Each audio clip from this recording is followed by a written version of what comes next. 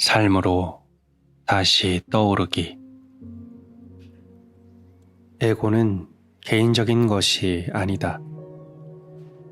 집단 차원에서 우리는 옳고 너희는 틀리다라는 사고방식은 국가 간, 인종 간, 민족 간, 종교 간, 이념 간의 갈등이 오래되고 극단적이며 고질적으로 일어나는 세계 분쟁 지역에서 특히 단단히 자리 잡고 있다.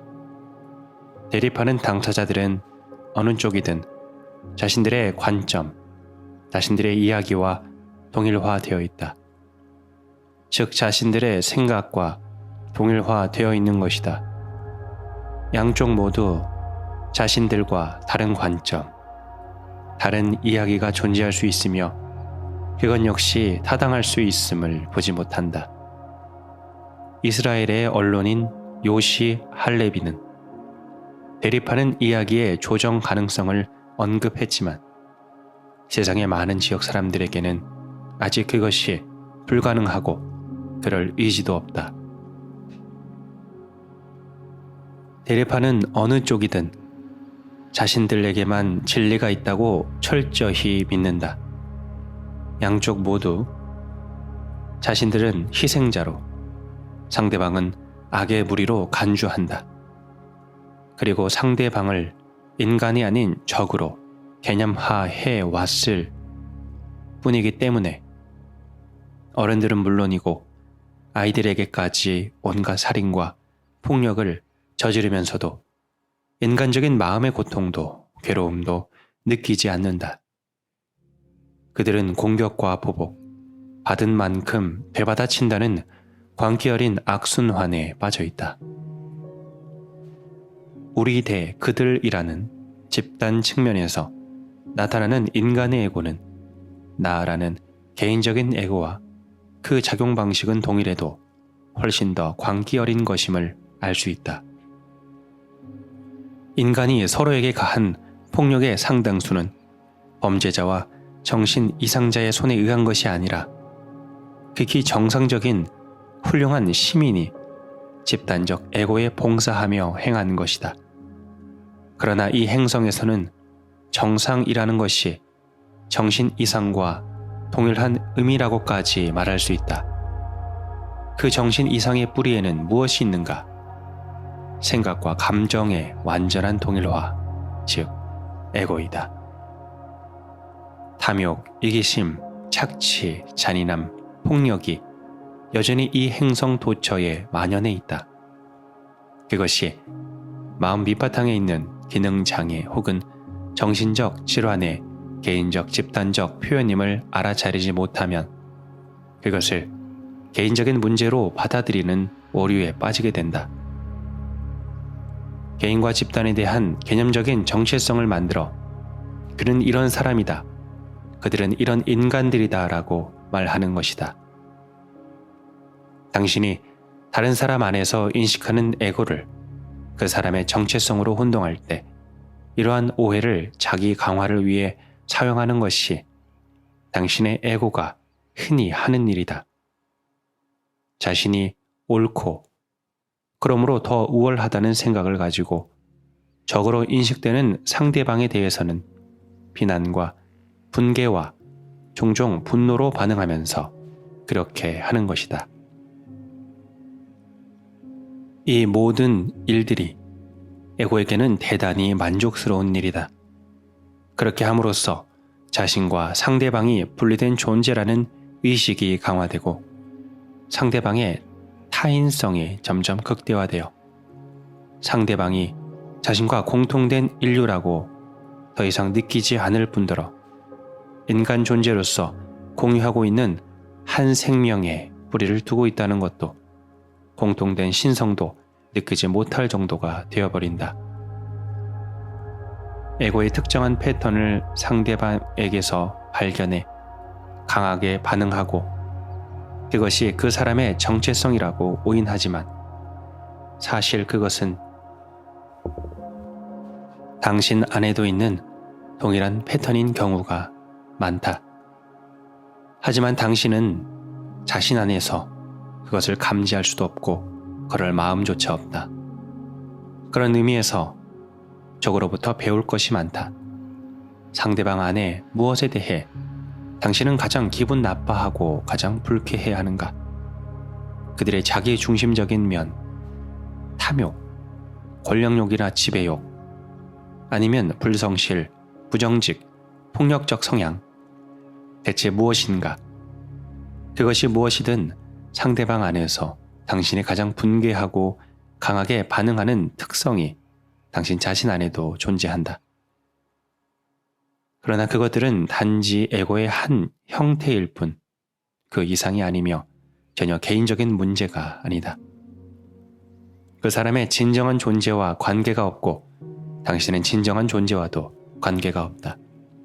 그것을 자신이라고 착각할 때만 자신 안에서 그것을 관찰하는 것이 당신의 자아의식을 위협할 수 있다. 전쟁은 마음의 방식이다.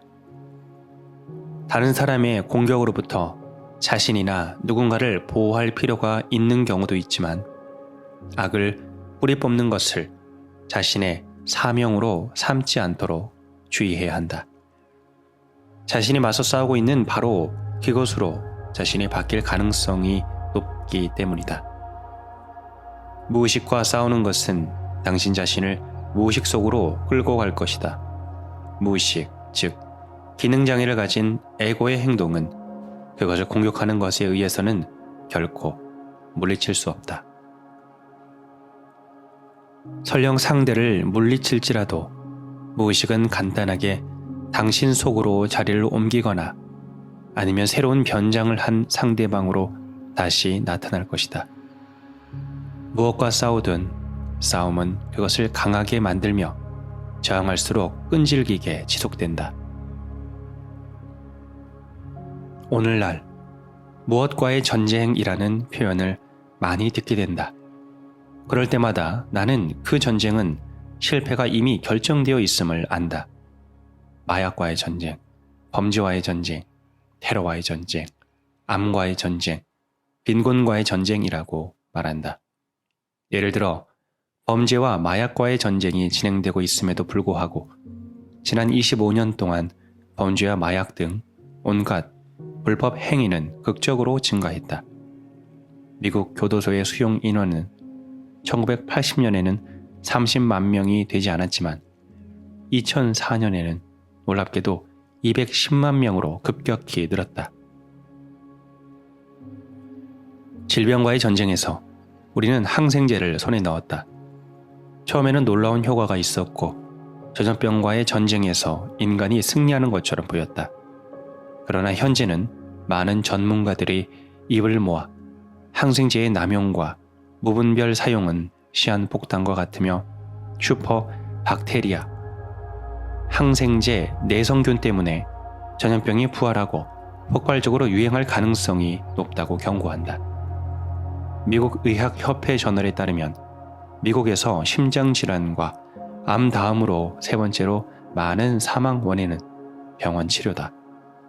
동종요법과 한의학은 병에 대한 대안적 접근이 가능한 두 가지 예로 이들은 병을 적으로 취급하지 않으며 따라서 새로운 질병을 만들어내지도 않는다. 전쟁은 마음의 방식이며 그런 사고방식으로부터 나오는 행동은 악으로 인식된 상대방을 오히려 더 강하게 만든다. 설령 전쟁에 이긴다 해도 전과 동일하거나 종종 더 나빠진 새로운 적, 새로운 악을 만들어낸다. 당신의 의식 상태와 외부 현실 사이에는 깊은 상호관계가 있다. 당신의 전쟁이라는 마음의 방식에 사로잡혀 있을 때 당신의 감각 지각들은 왜곡될 뿐 아니라 극단적으로 선별적이 된다. 다시 말하면 보고 싶은 것만 보고 또한 그것을 잘못 해석한다. 그러한 망상체계로부터 어떤 종류의 행동이 나올지는 쉽게 상상할 수 있을 것이다. 상상할 수 없다면 오늘 밤 텔레비전 뉴스를 보면 된다. 에고의 정체성을 알아차려야 한다. 에고는 집단적 기능 장애, 즉 인간 마음의 정신 이상 증세이다. 에고의 정체성을 알아차리면 더 이상 그것을 누군가의 정체성으로 오인하지 않는다. 일단 에고의 정체성을 알면 그것에 반응하지 않는 것도 한결 쉬워진다. 그것을 더 이상 개인의 문제로 받아들이지 않게 된다. 불만을 품거나 책임을 묻거나 비난하거나 잘못된 것으로 만들지도 않는다. 누구도 잘못되지 않았다. 그것은 단순히 누군가에게 있는 에고일 뿐이다. 그것이 전부이다. 사람에 따라서는 증상이 심할 수 있지만 모두가 똑같은 마음의 병으로 고통받고 있음을 알면 자비의 마음이 일어난다. 그렇게 되면 에고가 지배하는 인간관계의 드라마에 더 이상 기름을 붓지 않는다. 기름은 무엇인가? 대응이다. 에고는 그것을 먹고 번창한다.